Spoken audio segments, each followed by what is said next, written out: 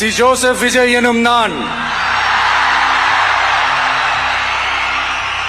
ভারতের তামিলনাড়ুর নবনির্বাচিত মুখ্যমন্ত্রী থালাপতি বিজয় তার ব্যক্তিগত জ্যোতিষী রাধন পণ্ডিত ভেট্রিভেলকে অফিসার অন স্পেশাল ডিউটি বা বিশেষ দায়িত্বপ্রাপ্ত কর্মকর্তা হিসেবে নিয়োগ দিয়েছেন, আর এতেই নতুন বিতর্ক সৃষ্টি হয়েছে।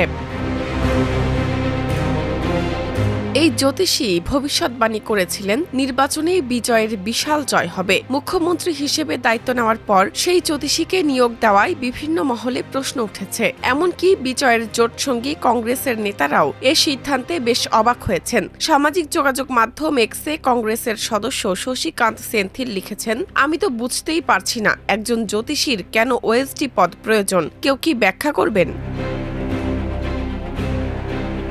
অবশ্য রাধন পণ্ডিত একাধারে জ্যোতিষী ও বিজয়ের দল টিভিকের মুখপাত্র। নির্বাচনী প্রচারের সময় তিনি বিজয়ের অত্যন্ত ঘনিষ্ঠ ছিলেন। ৪ মে ভোট গণনার সময় যখন টিভিকে অপ্রত্যাশিতভাবে এগিয়ে যেতে শুরু করে, তখন রাধন পণ্ডিতই সবার আগে বিজয়ের বাড়িতে গিয়েছিলেন।